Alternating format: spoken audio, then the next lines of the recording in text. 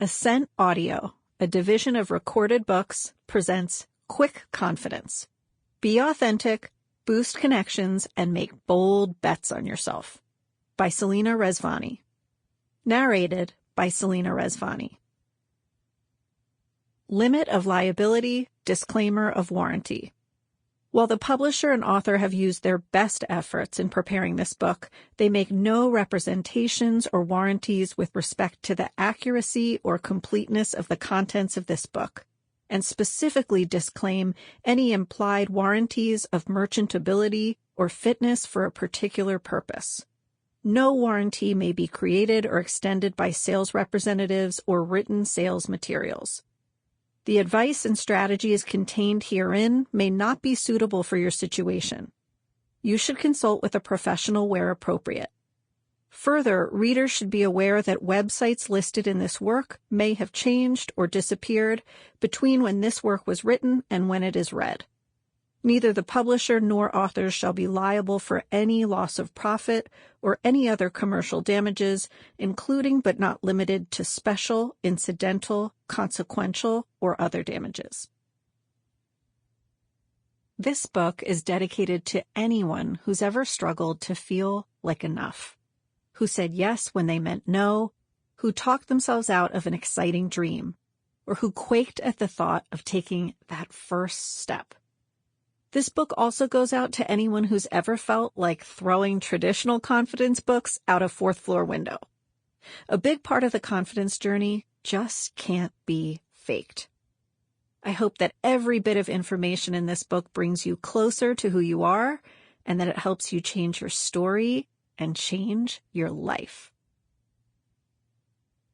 Introduction. When good things happen, do you ever walk around thinking the bottom could fall out at any minute? Like you're just waiting for things to decline? I regularly counsel my coaching clients not to do this, but a few years ago, that exact thing happened to me. At 42, I was practically pumping my fist, overjoyed at a record year in my speaking and coaching business. All the late nights writing articles and books, prepping speeches, and hiring a kick-ass team seemed to be paying off. Not far in my memory were the early days of my business when I was knocking on doors and actually begging clients to work with me. Now, not only were my clients exciting, certified cool companies, they were coming to me. Whoa. I steeled myself for a big year to come, and I felt reassured that my young twins were now school-aged. They were doing well and becoming more self-sufficient by the day. This is what people must mean when they say, I'm in a groove. Then, the world changed. Overnight. As the pandemic erupted, things like our health, safety, and level of contact became the only things. It's what occupied more of our thoughts, and well, it's what mattered. Just like lots of people, I worried about the future. I felt helpless. I was fearful about susceptible relatives and loved ones. Adjusting to homeschooling 2 kids while schools were closed was another startling change. Ugh, so much for that groove. But as it became clear the pandemic wasn't going to be a short-lived blip, my business took a hard left turn.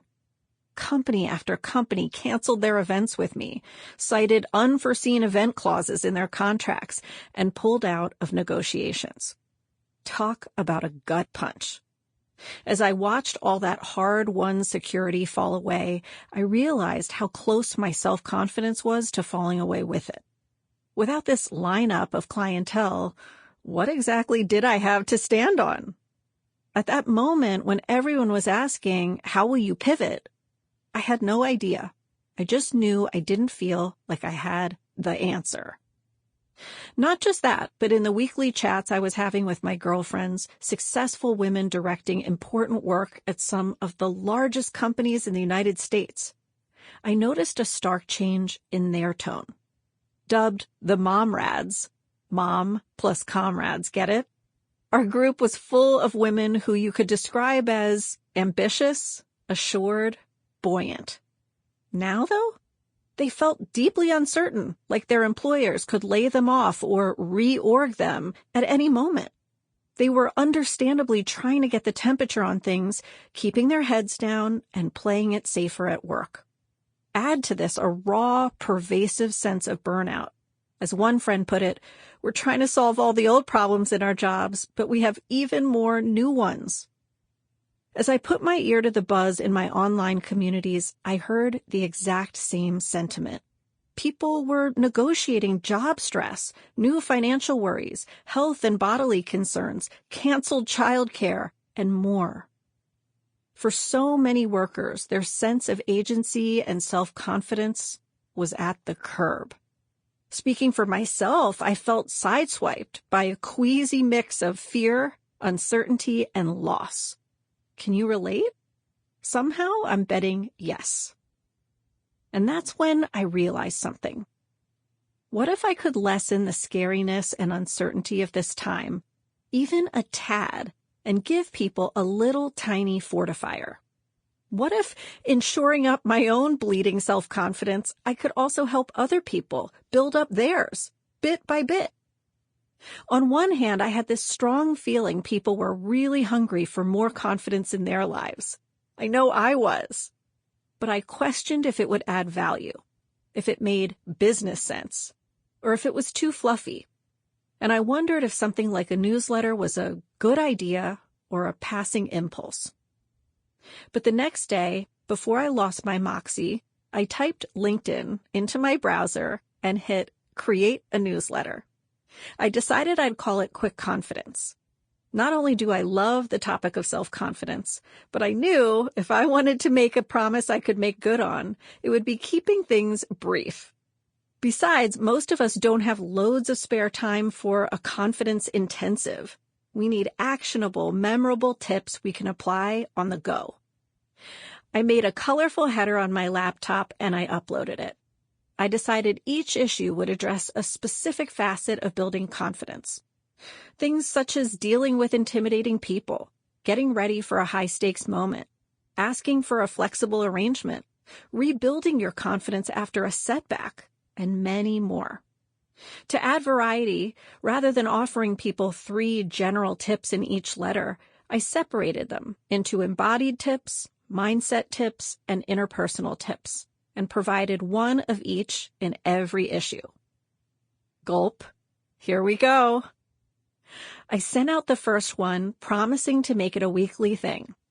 And something amazing began to happen. People read it. They commented on it, and so many of them shared it. And soon it had thousands of subscribers. With each issue I wrote, I felt myself gaining little confidence wins, ingesting and absorbing the same messages I was asking others to internalize. New clients materialized too, saying, I found you through your newsletter. And people's success stories, they are like jet fuel to me. I used the trick you taught on rebalancing power, and it really helped with my executive presentation. I did what you suggested in terms of confident body posture, and I felt more cool and assured networking last night. I decided to stop breaking promises to myself all the time, and it's helping.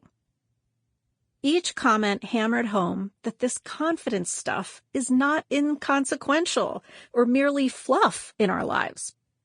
Fast forward to today, my newsletter is 90,000 subscribers strong and counting.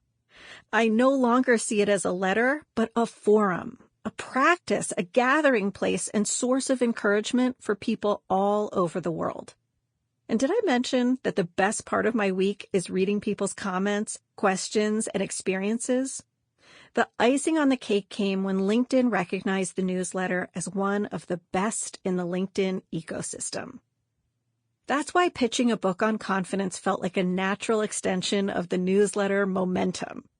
How cool would it be to curate all the different tips, grouping them to address common challenges that we all face, so people could make bold bets on themselves and do big things?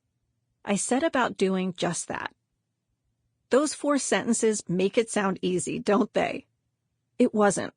Forever humbled that I am a student and a teacher, I faced at least a dozen publisher rejections.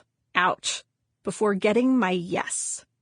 In fact, pitching this book, the very one you're listening to, was a culminating lesson in all the confidence tips I've spent over a year writing and sharing. So what's the point of sharing the flash, the flicker that started this confidence movement? What's the takeaway?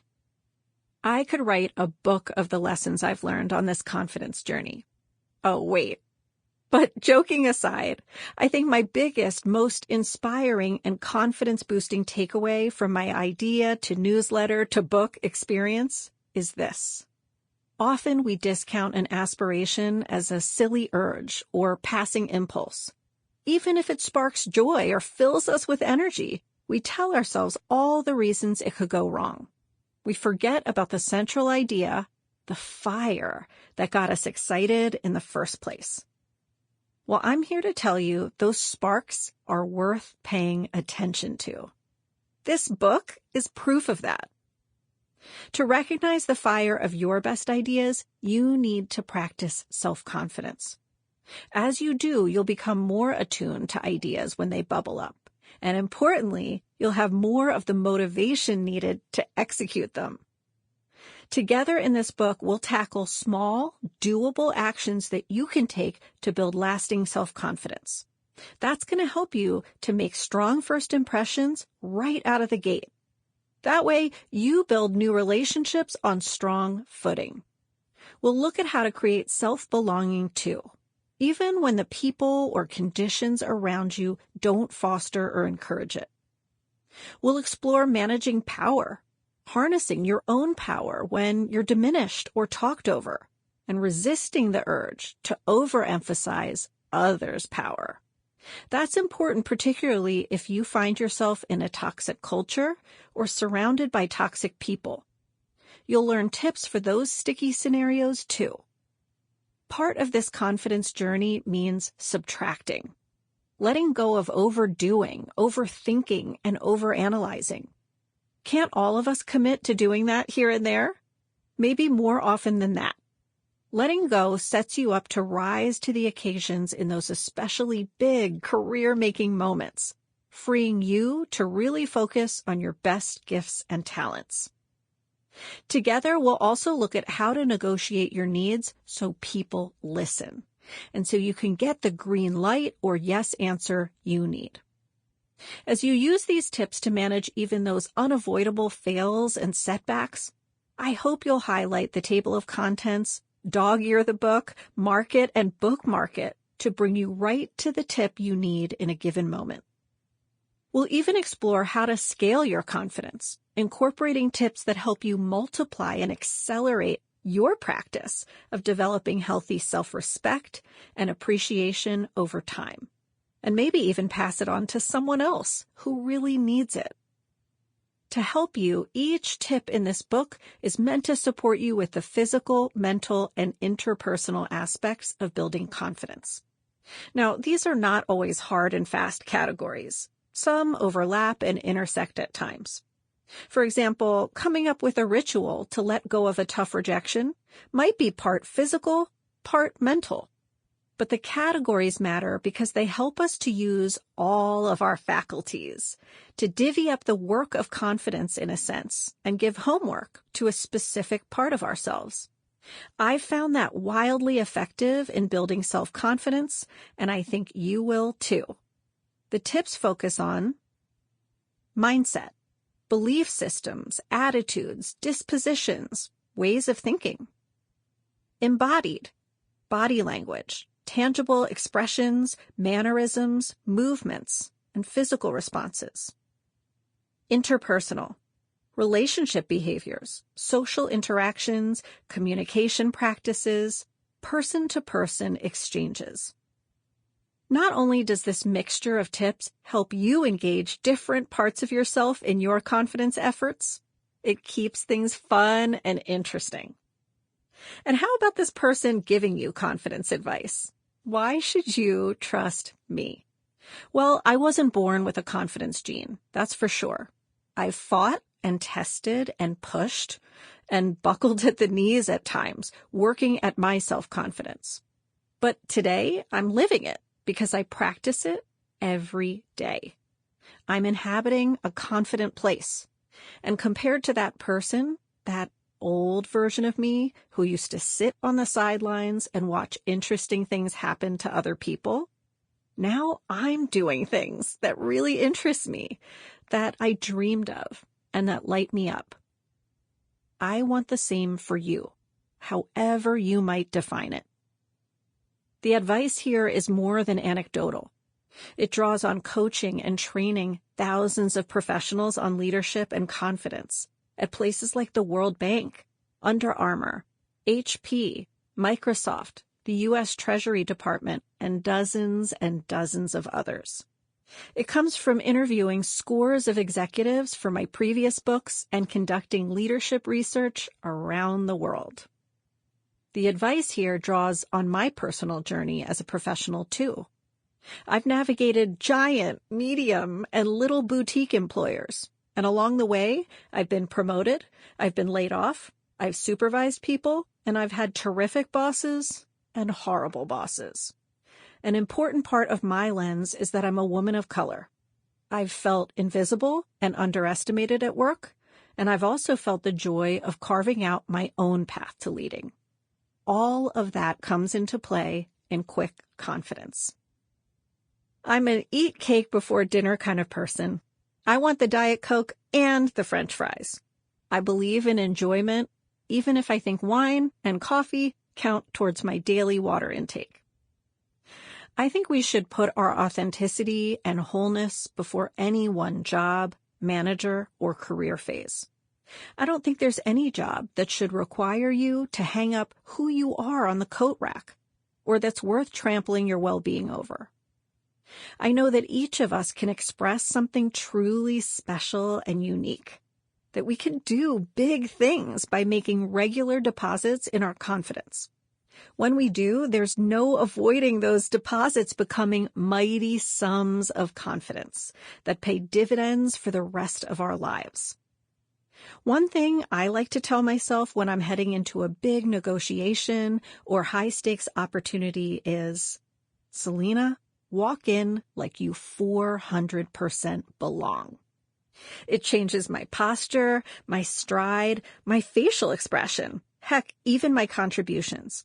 It's how I make my presence felt. Now it's time to make your presence felt. Walk with me into quick confidence like you 400% belong. Because you do. Let's do this together.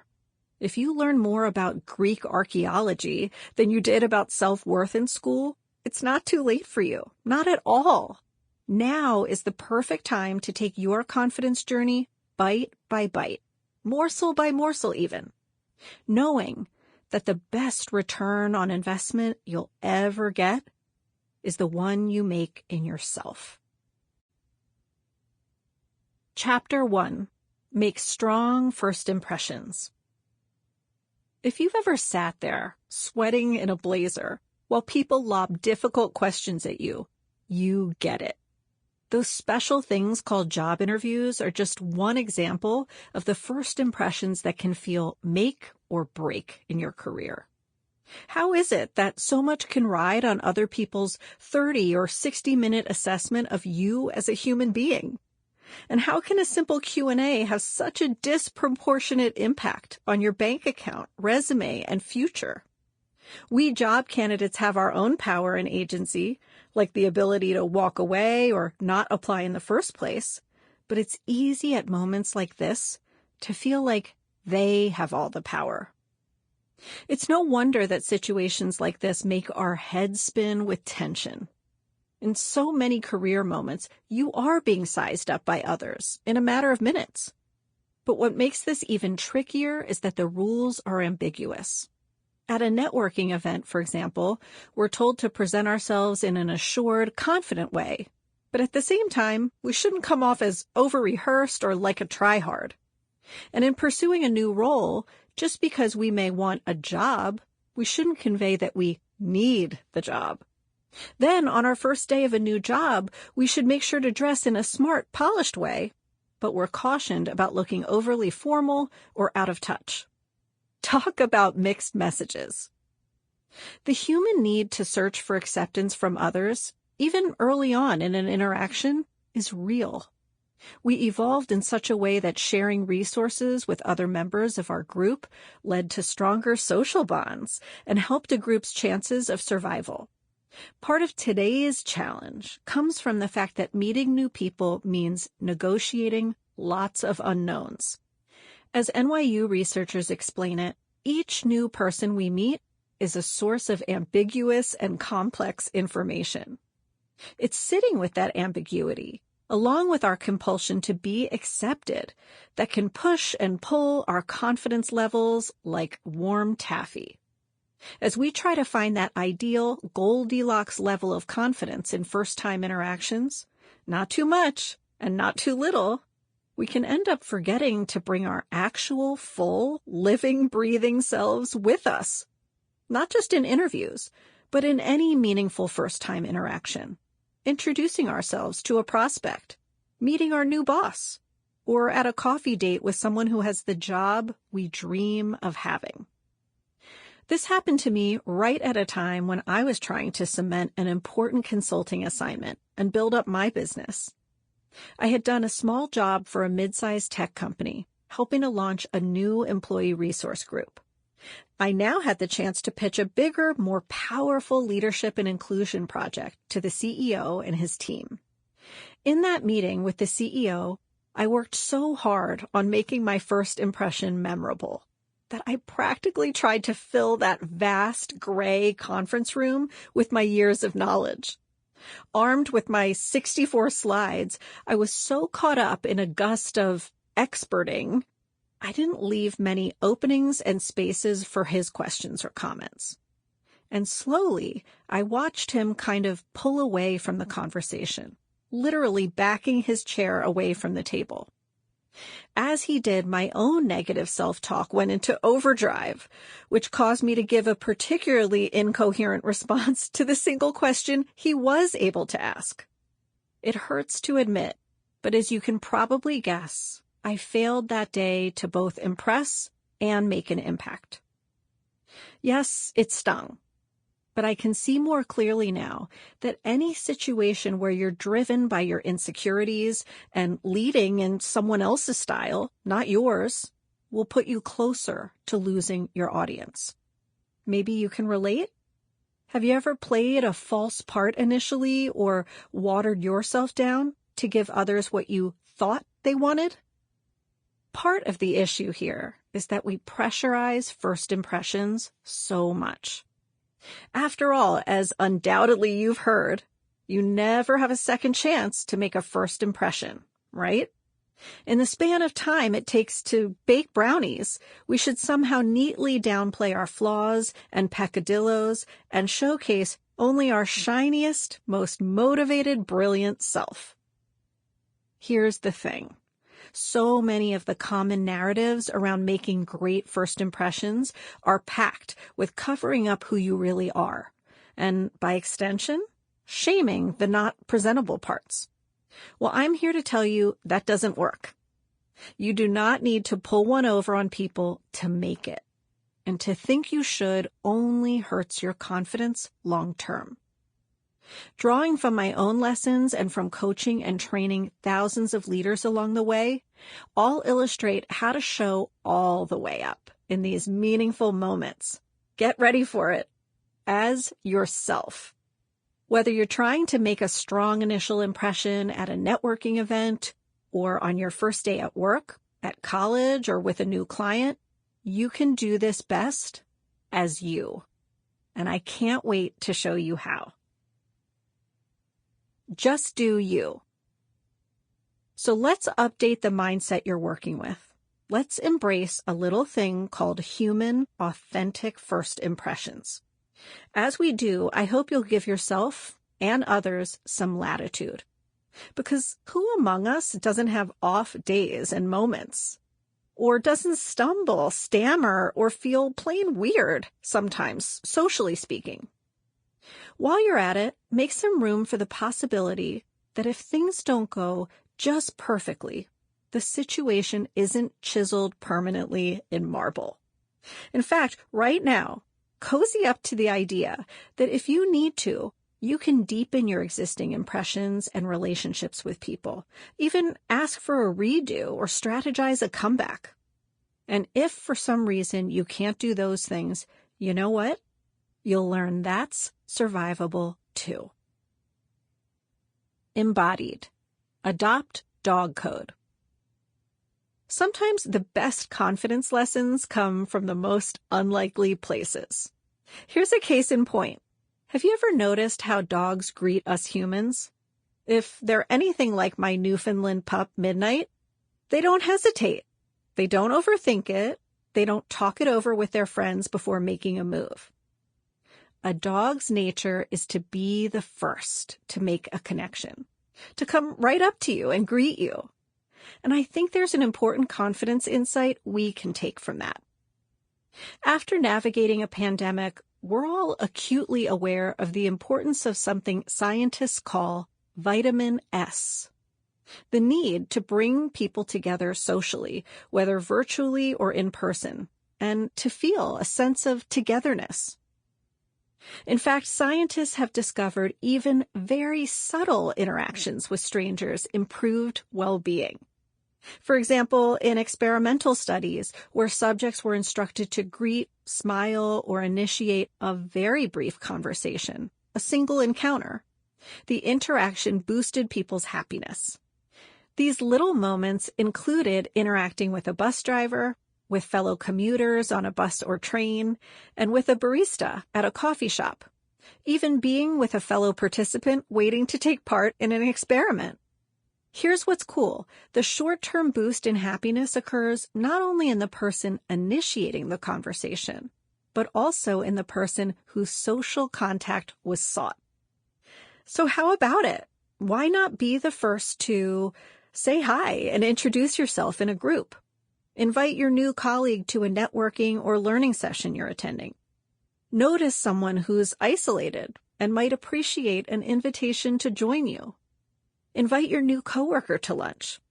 Be warm and welcoming to an employee your team's had a less than great relationship with in the past. As you adopt dog code, you may need to be courageous. Sometimes it feels vulnerable to be the first. If you're more introverted or reserved, it might feel challenging to go right up to perfect strangers and start speaking. But you can still do it. You might also need courage to challenge the culture of your organization or team, especially if being friendly or being the first is not the norm. It takes nerve to buck the status quo. But when you proactively welcome others, you show humility, curiosity, bravery, and a collaborative mindset. These are some of the best traits of true leaders. Dog code won't just raise up your confidence levels. It's a way to override similarity bias too. Also called mini-me syndrome, this cognitive bias explains our tendency to gravitate to people who look and think like us, which of course narrows our world, our thinking, and our connections. When we adopt dog code, we get that much closer to halting bias and preferential treatment. To make this happen, we all must contribute to positive, welcoming environments and make inclusive first impressions a real thing. Being the first is a great way to build confidence around other people. When you do, you make relationships a priority in your life, and the people around you will notice and remember. Mindset. Connect, then lead. Have you ever felt a kind of nibbling pressure to demonstrate you're smart? To show people that you know things? I know I've been there, and my bullish performance in front of the CEO is a fitting example. When the stakes feel high, we tend to want to prove our strength first and above all else. But here's a newsflash. That's exactly the wrong tack to use when we want to make a strong first impression. In a study by Dr. Amy Cuddy at Harvard University, she found that employees prefer leaders to show warmth first and demonstrate competence second. To get a little more granular here, Warmth is represented by things such as friendly. Sample complete. Ready to continue?